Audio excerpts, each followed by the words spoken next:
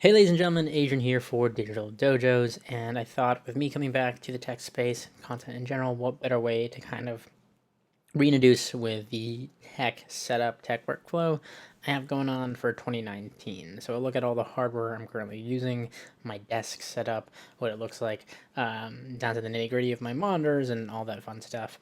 I know I did a video similar to this a couple videos back, talking about my favorite tech from 2018 to 2019.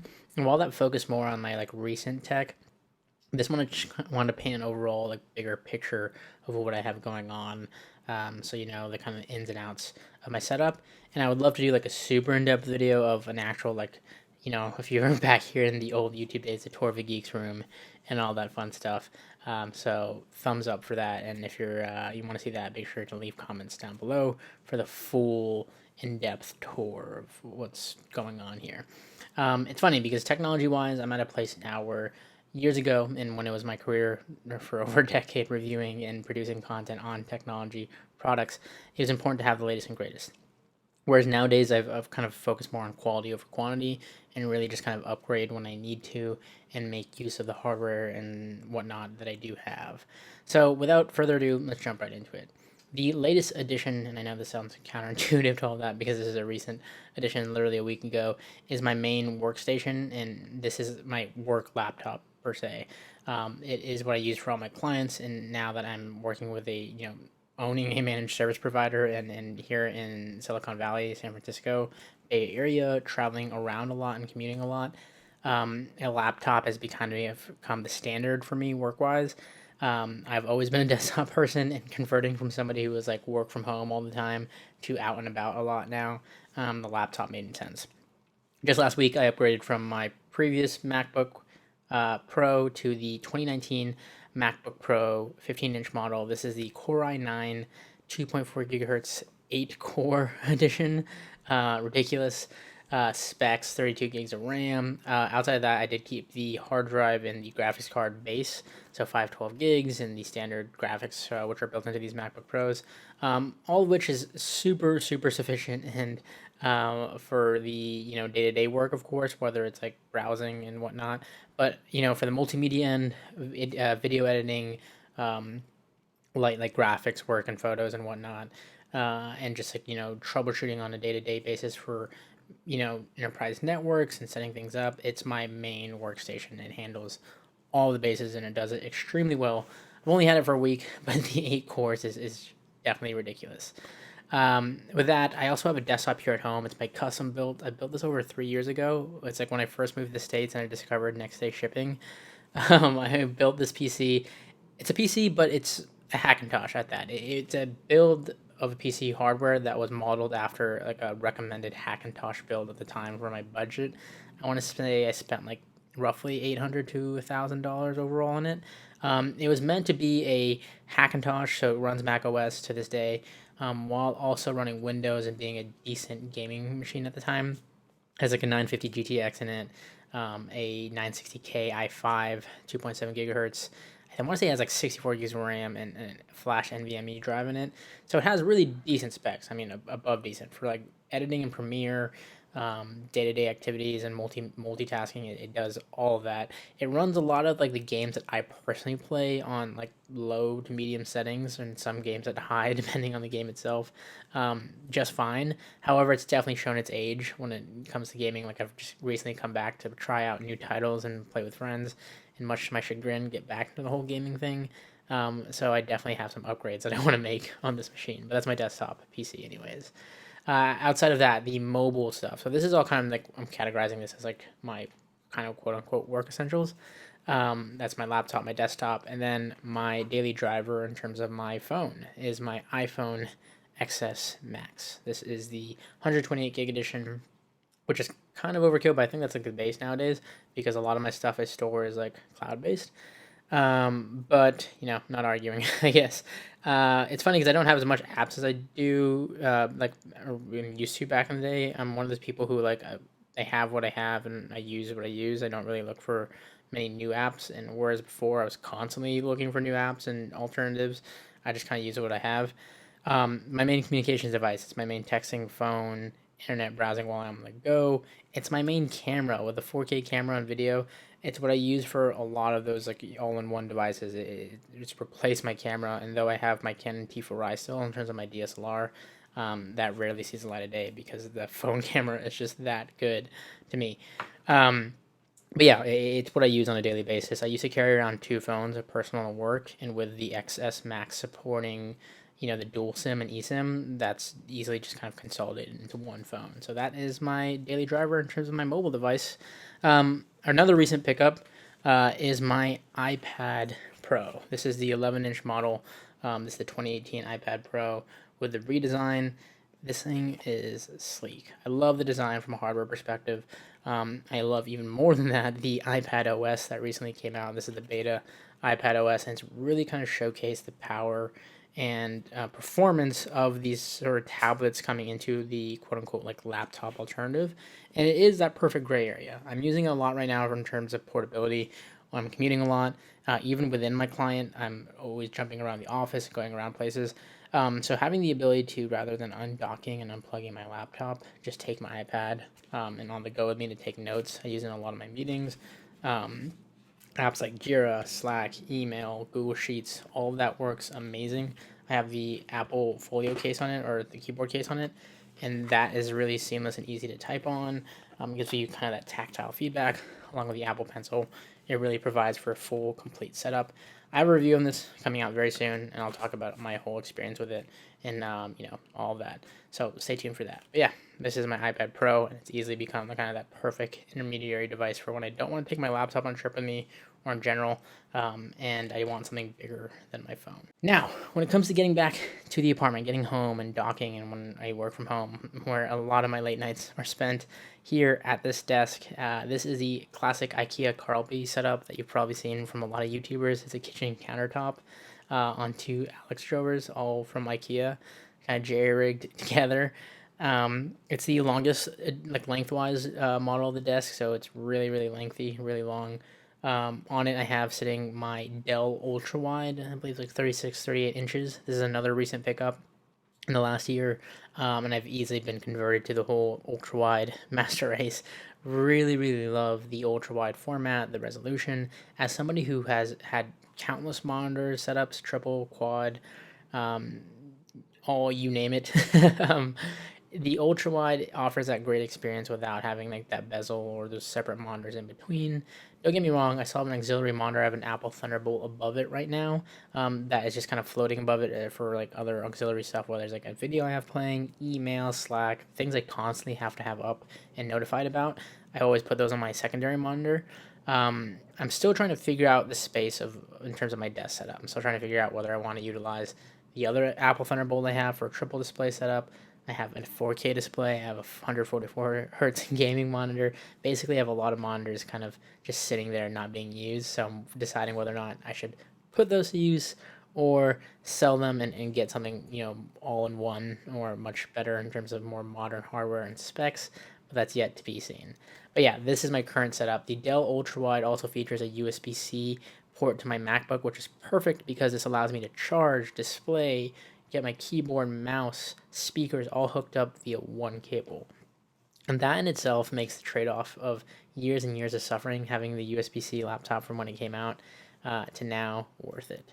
But yeah, that is the general desk setup as far as like the nitty-gritty. The speakers are my Harman Kardon sound sticks, the second edition, so they have Bluetooth built in. I got these for like a Christmas, or not Christmas, a birthday gift years ago, and to this day, I'm still rocking them. They are, really interesting design speakers at that, but they sound great. They've been put through their paces. They have a subwoofer with it, so it really, really does, works efficiently for just music listening and general day-to-day usage. And I'm the type who, even though I have like headphones and stuff for when I'm gaming and whatnot, I just tend to listen to stuff on my speakers. I don't like having anything too long like on my over my ears in terms of speakers. But yeah, these are my sound sticks that I use on a day-to-day basis as a part of my setup. Rocking a Razer Black Widow Tournament Edition keyboard, I believe, or I'm not sure if it's a Tournament Edition, but it is a Black Widow Razer keyboard that I've had also for years. And recently, I made the upgrade to the Logitech MX Master This is the newest edition of it. The MX Master 2S, which I really, really love in this colorway, as well as the features and form factor. Easily one of the mice that I've lusted over for so long. Finally made the jump to it, and do not regret it. Now, in terms of everyday tech in terms of what I just use on a daily basis while I'm out and about, my AirPods have become my go-to earphones, so to speak, for like music listening. And when I'm commuting, they're just that convenient. I talked about this in the other video. They just are easily one of my favorite tech purchases in the last couple of years. I just recently upgraded to the second generation, which meant longer battery life and improved switching between devices, which in itself was worth it for me. I kid you not when I say it, from the minute I walk out of my house in the morning to when I come back in the late afternoon, I always have these on. And in a city like San Francisco, where these are such like a standard, everybody has them in, even when they're not listening to anything or just talking to each other even. Again, they're just that commonplace out here. In terms of like travel and commuting, at times I like to kind of tune things out, especially on flights. My Bose QC35s are still the go-to for that. I know there's a lot of different options now in 2019, and definitely something I'm looking to explore. So leave your recommendations down below. And outside of that, I would say the Tile Bluetooth low energy trackers. These are things I have in my keys. I have them in my laptop bag. I have them just randomly scattered throughout, personal belongings like luggages is something I want to add it to. These allow you to track your devices, and as somebody who loses things a lot or misplaces things just generally inside the house, it's easy because I can ping the actual Tile device to beep so I can find it. Vice versa, I can use it to ping my phone when I misplace that. It's just a really, really great technology and has a whole community around it. If you leave your device or whatever, your tracker somewhere, like you leave your wallet or your key somewhere, it'll give you the last known location based off other Tile users who may have passed it in the similar or general area. So really cool devices, definitely worth checking out if you're someone like me who misplaces things a lot, or just you want to buy a nice tech gift for somebody. The last category would be entertainment. My entertainment kind of consists of my TV in my room that I recently moved back from my living room. This is a Samsung 55 inch. I got this on Prime Day like 3 years ago when I moved to the States, and it was like a 4K budget TV. Like I paid like $600 for the whole setup, and it was when 4K was really just becoming popular. By all means, I don't think it's like a de facto standard in terms of like what quality is in a 4K TV and all those fancy specs and all that. It's not OLED or anything like that. But for what it is, it works. It produces 4K content that's bearable for me. It has decent built-in speakers, though I use it with a Sonos setup. It's 55 inches, and yeah, that's that. I will say it is showing its age in terms of like the smart software that's built into it has been really finicky and buggy lately, so I'm definitely looking to upgrade. But yeah, I use it just built in. I don't use a set-top box right now because I don't have anything that's like 4K supported. So that's what I use on a daily basis for like entertainment purposes. Like I said, it's hooked up to a Sonos system. I have the Sonos Play Bar. I have the Sonos Play Ones, the surround speakers. So it gives me kind of that surround setup. I have everything but the Sonos sub. And then I have a Sonos Play 5 in my living room for just kind of entertainment purposes for the living room and kitchen. So yeah, big fan of the whole Sonos ecosystem when it comes to sound and audio. And speaking of ecosystems, all that ties into my smart home devices, which are all triggered through Amazon. You guessed it. I'll leave out the keyword there to prevent you any hardships there. But yeah, it is my assistant of choice. I'm heavily in the Amazon ecosystem. I have the Echo Show, the original Echo. If your keyword is Echo at this point, I apologize. A couple Echo Dots throughout the apartment. I have one in the kitchen, one in the living room. So these are just devices that I've really upgraded throughout the years and just really nowadays use them more as primarily the smart assistant functionality, timers, general questions, triggering my lights on and off, triggering my Tile for when I lose things of that nature. I don't generally use them for like the actual speaker and music listening purposes, just because I have my Sonos system for that matter. But again, a huge proponent of having like an Amazon device in each room. And I know that can freak some people out for privacy reasons and whatnot, but that's for a whole other ball game and a whole other video.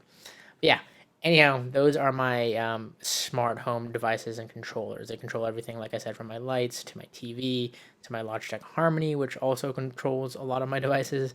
It's like they tap into each other there. Have some workflows set up with that for when I want to, set a certain lighting scene, mood, tone, whatever it may be.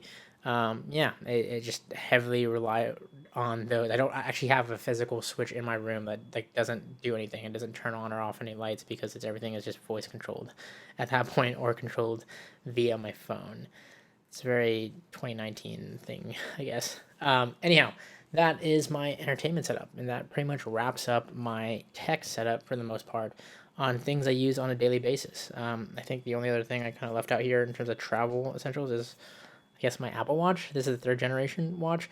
I'll be honest, I'm wearing it right now, but to be honest, I don't wear this on a daily basis. I have an what can be classified, I guess, as an obsession with analog watches. And though it hurts the wallet, my Apple Watch just doesn't get as much use as I'd like to.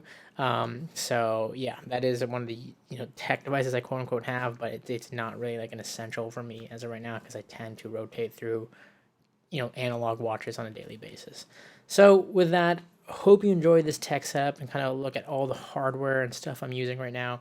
I love to go in more in depth as I kind of sort throughout these things and upgrade throughout the rest of 2019 some newer modern tech and kind of get back into the whole swing of things. Um, yeah, I know it's one of those black holes. Once you get started, you can just kind of keep on going. There's always going to be something better and greater. And though I've been able to avoid it for the last couple of years, it's exciting to kind of see all the new tech that's out there and that has since kind of evolved in many ways. But yeah, these are the things that work for me. It's the workflow and essentials that work in my environment, my ecosystem. It is very heavily Apple based, and as you can see, I'm a very big proponent and fan of ecosystems, whether it's Apple, Amazon, Sonos, you name it. I like when things seamlessly work and play together. And like I said, in my work, in my career, I've come into a point where like I need things to kind of just work versus like having to tinker with things all the time and jerry rig certain setups. It's just the way I go with things nowadays. But yeah, that's my overall desk setup. I don't. Oh, I might have missed this guy right here. The thing that's sitting in front of me, my microphone. This is the Blue Yeti. If you didn't know already, I've had this for years. This whole setup, to be honest, is speaking of jerry-rigged, is jerry-rigged. You can see the broken shock mount, broken stand, and zip ties that are holding it all together. But yeah, that's just another one of the many things that I need to replace. Anyways, ladies and gentlemen, thanks for watching. Leave your thoughts and comments down below. Love to hear about your setup and the tech that you're rocking. And as always, I'll catch you in the next one.